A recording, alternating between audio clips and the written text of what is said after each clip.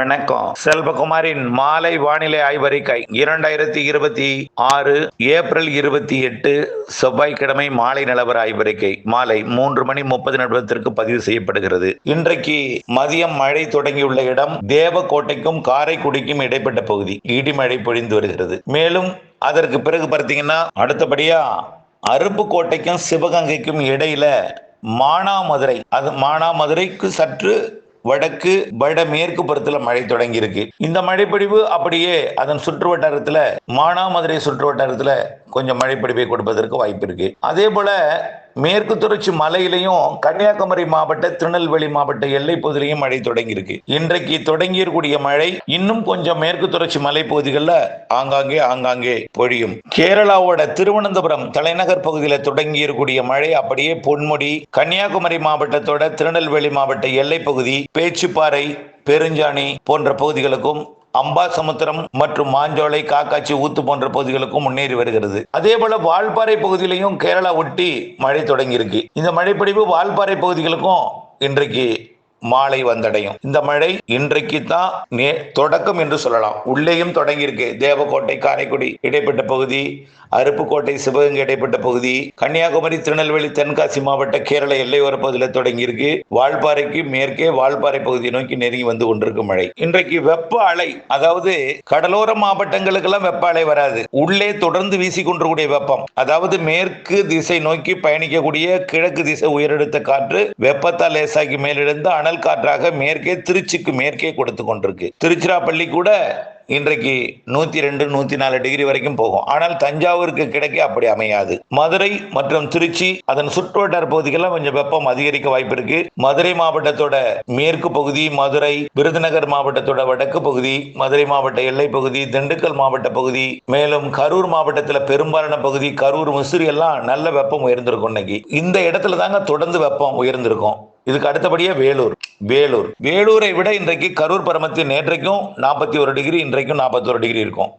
இந்த இடத்துல மட்டும்தான் படிப்படியா பொள்ளாச்சி மற்றும் கோயம்புத்தூர் மாவட்ட மேற்கு பகுதிக்கு கொஞ்சம் வெப்பம் குறைய தொடங்கும், மழை பெய்ய தொடங்கும். இனிமேல் மேற்கு தொடர்ச்சி மலை கணவாய் பகுதிகளில் கொஞ்சம் வெப்பம் குறையும். வங்க கடலோரம் தொடர்ந்து அதே வெப்பம் தான் நீடிக்கும். வெப்ப அலை எங்கன்னு பார்த்தீங்கன்னா அது வெப்ப அலைன்னு சொல்ல முடியாது, இன்னும் அலையாக வீசல, கொஞ்சம் வெப்பம் புடுக்கம் எல்லாம் கலந்துருக்கு. திருச்சிக்கும் ஈரோடுக்கும் இடைப்பட்ட பகுதி, திருச்சிக்கும் திருப்பூருக்கும் இடைப்பட்ட பகுதி, மதுரைக்கும் சேலத்துக்கும் இடைப்பட்ட பகுதி, இந்த உள்பகுதி தான். நாளைக்கு எப்படி இருக்கும் அப்படின்னு பார்த்தீங்கன்னா இதே போலதான். நாளைக்கும் இதே பகுதிகள் தான். கூடுதலாக வேலூர், திருத்தணி அப்படியே தொடர்ந்து கொஞ்சம் கொஞ்சமா வெப்பம் உயரும். தென் மாவட்டங்கள்ல வெப்பம் குறையும். தென் மாவட்டங்கள் மேற்கு தொடர்ச்சி மலைப்பகுதிகளில் வெப்பம் குறையும். மேற்கு தொடர்ச்சி மலை ஒட்டிய பகுதிகள், கணவாய் பகுதிகள் குறையும். தொடர்ந்து இந்த திருச்சி, கரூர், நாமக்கல், சேலம் மற்றும் வேலூர், இந்த மதுரை, திண்டுக்கல் இங்க மட்டும் வெப்பம் இருந்திருக்கும். இருந்தாலும் மழையும் தொடங்க போகிறது. அது மேல புரிஞ்சுங்க. பெரிய அளவிலே அச்சம் கொள்ளும் வகையில பெரிய வெப்ப அலையெல்லாம் கிடையாதுங்க, பயப்பட வேண்டாம். கோடையில் இந்த வெப்பத்துக்கும் குறைவா எப்படித்தான் இருக்கும்? கோடை அல்லவா, இப்படித்தான் இருக்கும். ஆனால் அச்சமோ பீதியோ ஏற்படுத்தும் வகையில பெரிய அளவில் எந்தவித பாதிப்புக்கும் வெப்பமும் இருக்காது. தொடர்ந்து வேலூர் மற்றும் திருத்தணி, கரூர், ஈரோடு, சேலம், நாமக்கல், இந்த திண்டுக்கல் இந்த பகுதியில் மட்டும் இருக்கும் அந்த வெப்பம். அதுவும் குறைய போகிறது வரக்கூடிய நாட்கள்ல. ஆக இன்றைக்கு மேற்கு தொடர்ச்சி மலைப்பகுதிகளில் இன்னும் கூடுதல் பரப்புல மழை பொழியும் என்று எதிர்பார்க்கிற நிலையில படிப்படியா இந்த மழை மேற்கு தொடர்ச்சி மலைப்பகுதிகளில் இருந்து மலை மாவட்டங்களுக்கும் வர தொடங்கிடும். அதாவது தென்கடலோரம், தென் மாவட்டங்களின் உள்பகுதி, தென் மாவட்டங்களின் மேற்கு தொடர்ச்சி மலைப்பகுதி, வால்பாறை, நீலகிரி பகுதிகளில் தொடங்க போகிற மழை புதன்கிழமை நாளைக்கு இன்னும் கூடுதல் பரப்புல தொடங்கும்.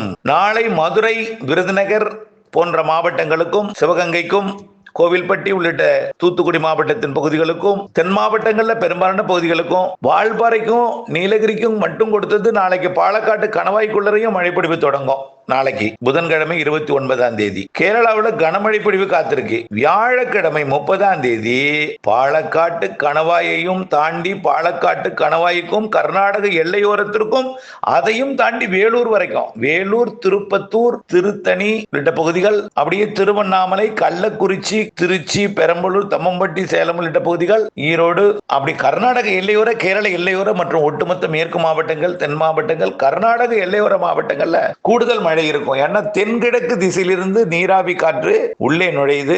தென்கிழக்கு திசையிலிருந்து வடமேற்கு திசையில காற்று குவிதல் இருக்கும். ஈரோடு மற்றும் அதற்கு வடக்கே கர்நாடக பகுதியிலிருந்து வரக்கூடிய மேற்கு காற்று தென்கிழக்கிலிருந்து வரக்கூடிய வெப்ப நீராவி, தெற்கு திசையிலிருந்து வரக்கூடிய வெப்ப நீராவியை குவித்து கர்நாடக எல்லையோரத்துல நல்ல மழைப்பொழிவை கொடுக்க போகிறது வரக்கூடிய நாட்கள்ல. ஆக படிப்படியாக 30ஆம் தேதி பரவலான மழைன்னு வச்சுங்களேன். மேற்கு மாவட்டங்கள், தென் மாவட்டங்கள், கர்நாடக எல்லையோர மாவட்டங்கள்லாம் பரவலான மழை உள் மாவட்டங்கள் வரைக்கும் கிடைக்கும். 30ஆம் தேதியே சென்னைக்கும் கிடைக்க வாய்ப்பு இருக்கு. புரியுதுங்களா? 30ஆம் தேதியே வியாழக்கிழமை, வரக்கூடிய வியாழக்கிழமை, நாளைய மறுநாளே சென்னைக்கும் திருவள்ளூருக்கும் செங்கல்பட்டுக்கும் கிடைக்க வாய்ப்பு இருக்கு. டெல்டாவுக்கும் கிடைக்க வாய்ப்பு இருக்கு 30ஆம் தேதி. 1ஆம் தேதி கூடுதல் வாய்ப்பு, வங்க கடலோரமும் மழை வந்துடும். அனைத்து மாவட்டங்களுக்கும் 1ஆம் தேதி 2ஆம் தேதி ஒதுக்கி மழை இருக்கும். கண்டிப்பா 2ஆம் தேதி கடலோரம், டெல்டா, வடகடலோரம் உட்பட. புரியுதுங்களா? 30ஆம் தேதி கடலோரம் வாய்ப்பு, 1ஆம் தேதி 2ஆம் தேதி உறுதியான வாய்ப்பு, 3ஆம் தேதி 100% உறுதியாக பெரும்பாலான மாவட்டங்களுக்கு மழைப்பொழிவு கிடைக்கும். 4ஆம் தேதி இன்னும் கூடுதல் பரப்பு. இப்படியே மழை இருந்து கொண்டே இருக்கும். மே மாத இறுதி வரை மழை இருந்து கொண்டே இருக்கும். இதுல அரபிக்கடல்ல ஒரு நிகழ்வு, வங்கக்கடல்ல ஒரு நிகழ்வு உருவாகும்னு நாம நீண்ட காலமா தெரிவித்துட்டு வர்றோம். மே மாத முதல் வாரம்னு சொல்லிட்டே இருக்கோம். இதுல 10ஆம் தேதி குள்ளுன்னு சொல்லி இருக்கிறோம். கண்டிப்பா வங்கக்கடல் நிகழ்வு நம்ம ஏற்கனவே கூறிய அறிக்கையில எங்கே உருவாகும் என்பது ஆய்வுக்குள்ள இருக்குன்னு சொல்லியிருக்கிறோம். இப்போ உள்ள ஆய்வறிக்கையின்படி தமிழ்நாட்டிற்கு சற்று நெருக்கமாக உருவாக வாய்ப்பு ஏற்படுகிறது.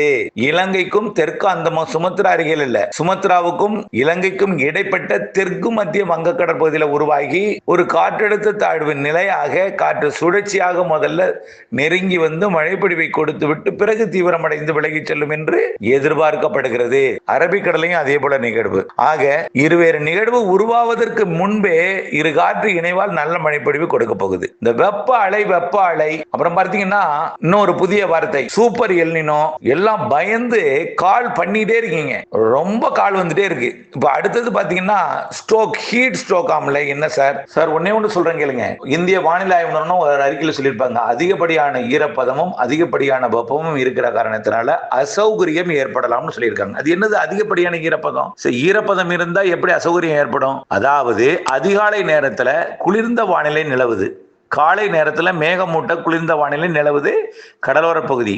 இது திடீரென்று மதிய மாலையில வெப்பமாக இருக்கும் பொழுது நம்ம உடம்பு சாதாரண குளிர்ச்சியையும் மேகமூட்ட வானிலையும் தாங்கி கொண்டிருக்கும் போது அனுபவப்பட்ட பழக்கப்பட்ட இருக்கிறது திடீரென்று அதிகமான வெப்பத்தை கொடுக்கும் போது கொஞ்சம் அசௌகரியமா இருக்கும். ஏசிக்குள்ள இருந்துட்டு வெளியில வர்றவங்களுக்கு எப்படி இருக்கும்? அசௌகரியமா தான் இருக்கும். சாதாரண வெப்பநிலை கூட, அது குளிர்காலத்துல நீங்க ஏசில இருந்துட்டு வெளியில வந்தால் கூட உங்களுக்கு பழகி போன அந்த குளிர்ச்சி தன்மை கிடைக்காது என்பதனால கொஞ்சம் அசௌகரியம். அதே போலதான் அதிக குளிர்ச்சியும் அதிக ஈரப்பதமும் அதிக வெப்பமும் இருக்கிற காரணத்தினால அசௌகரியம் ஏற்படும் சொல்லியிருக்காங்க. இதுதான் இதுல ஹீட் ஸ்ட்ரோக் எல்லாம் வேலை இல்லை. அப்படி இருந்தால் எங்க இருக்கும் ஹீட் ஸ்ட்ரோக் பாத்தீங்கன்னா கரூர், நாமக்கல், அதாவது நாமக்கலோட பரமத்தி வேலூர் அந்த மேற்கு பகுதி, சேலம் மாவட்டத்தோட எடப்பாடி உள்ளிட்ட மேற்கு பகுதி, அப்புறம் திண்டுக்கல் மாவட்டத்தோட பகுதி, அரவக்குறிச்சி உள்ள கரூர் மாவட்ட பகுதி, அந்த திருப்பூர் மாவட்டத்தோட திண்டுக்கல் மாவட்ட எல்லை பகுதி, ஈரோடு மாவட்டத்தோட காவிரி கரையோர பகுதி, இங்கதான் வெப்பம் அதிகமா இருக்கும். அப்புறம் ஈரோடு மாவட்டம், அப்புறம் மதுரை மாவட்டம், விருதுநகர் மாவட்டத்துக்கு இருக்கு. அதுவும் வரக்கூடிய நாட்களில் குளிர போகுது. புரியுதுங்களா? அச்சமோ பீதியோ கொள்ள தேவையில்லை. வேலூரும் அதே போலதான். இரவு நேரத்துல குளிர்ச்சியான சீதோஷன்ல 23 டிகிரிங்க திருத்தணியில. இரவு நேரம் 23, பகல்ல 102. எப்படி இருக்கும்? கொஞ்சம் அதிகமாக தானே இருக்குது.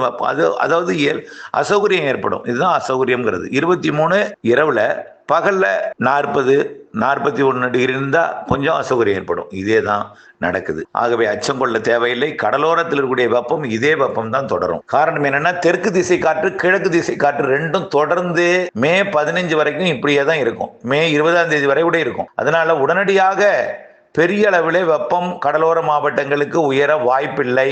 மீனம்பாக்கத்துக்கு மட்டும் கொஞ்சம் உயரலாம். ஏன்னா அங்க மரங்கள் இல்லை, புல்வெளி இல்லை, திறந்த வெளி, பொட்டல் வெளியாக இருக்கிற காரணத்தினாலே கொஞ்சம் உணரும் வெப்பம் அதிகமா இருக்கும். இப்ப மீனம்பாக்கத்துக்கும் நுங்கம்பாக்கத்துக்கும் கடுமையான வேறுபாடு இருக்கும் வெப்பம். காரணம் என்னன்னா மரங்கள் இல்லாத காரணத்தினால்தான் உணர்வு வெப்பம் அதிகமா இருக்கு, அவ்வளவுதான். ஆகவே கடலோரம் பெரிதாக வெப்பம் இல்லை, உள்ளே வெப்பமாக இருக்கும். காரணம் உயரழுத்தம் காற்றும் சரி, நீராவி காற்றும் உள்ளே வெப்பமடைந்து போகும் பொழுது அனல் காற்றாக உள்ளே போகிறது. இதனால அதுவும் மேற்கு திசை காற்று வரப்போகுது. இனிமே வெப்பம் உள்பகுதிகள் மட்டும்தான். மதுரை, திருச்சி, ஈரோடு, கரூர் மற்றும் அப்படியே சேலம், நாமக்கல், அப்புறம் வேலூர், இந்த பகுதி மட்டும்தான் வெப்பம் அதிகமா இருக்கும். பிற பகுதிகள்லாம் கவலைப்பட வேண்டிய. பிற மாவட்டங்களில் வெப்ப அலைங்கிற அச்சமே வேண்டாம்.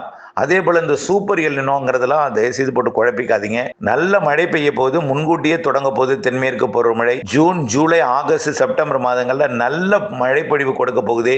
பசிபிக் பெருங்கடல்ல இருக்கக்கூடிய வெப்பத்தை நாம கருத்தில் கொள்ள தேவையில்லை. இப்போ அங்க இப்பொழுதைக்கு லானினா தான் இருக்கு, நடுநிலையா மாறப்போகுது.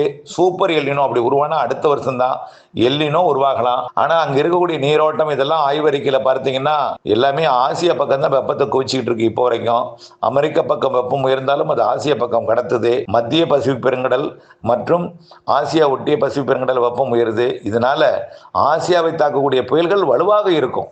அதாவது ஆசியானா சீனா, Taiwan, Philippines, Vietnam, Cambodia, Laos, Hong Kong, Laos எல்லாம் தாக்கக்கூடிய புயல் கொஞ்சம் வலுவா இருக்கும். அந்த கடல் வெப்பத்தை விட வங்கக்கடல், அரபிக்கடல், நிலநடுக்கோட்டு இந்திய பெருங்கடல் வெப்பம் கடுமையா உயர்ந்திருக்கு. 31 டிகிரி சோமாலியால இருந்து சுமத்ரா வெப்பம். நிலநடுக்கோட்டுக்கு தெற்கையும் அதே போல வலுவான நிகழ்வு ஏதும் இல்லாதனால அதாவது வடகிழக்கு பருவமழை மன்னிக்கவும் தென்மேற்கு பருவமழை தொடங்கியதுமே நீராவி காற்று அதிகம் வந்து கேரளாவில் ஏறும். நீராவி வந்து நீராக மரங்களால் குளிர்விக்கப்படும். மழை தடுத்து நீராவியை நீராக மாற்றும். நீராவி அதிகமாக கடல்ல வெளியாகும். நீராவியை கொண்டு வந்து ஏற்றி நல்ல மழைப்பொழிவை தரும். வட இந்தியாவில் தாழ்வு நிலைகள் உருவாகும். ஒடிசா பகுதிகளில் உருவாகும். இது வட இந்திய நிலப்பகுதிகளுக்கு போய் வட இந்தியாவில் இமயமலை ஒட்டிய பகுதியெல்லாம் கடுமையான ஒரு பாதிக்கும் மழை தான் இந்த ஆண்டு தெரியுது. சராசரிக்கு குறைவு என்று சொல்வதை பொறுத்த வரைக்கும் என்னால் ஏற்க முடியவில்லை. ஆகவே தயவுசெய்து பொறுத்திருங்கள். சராசரிக்கு கூடுதல் மழை தான் இருக்கு.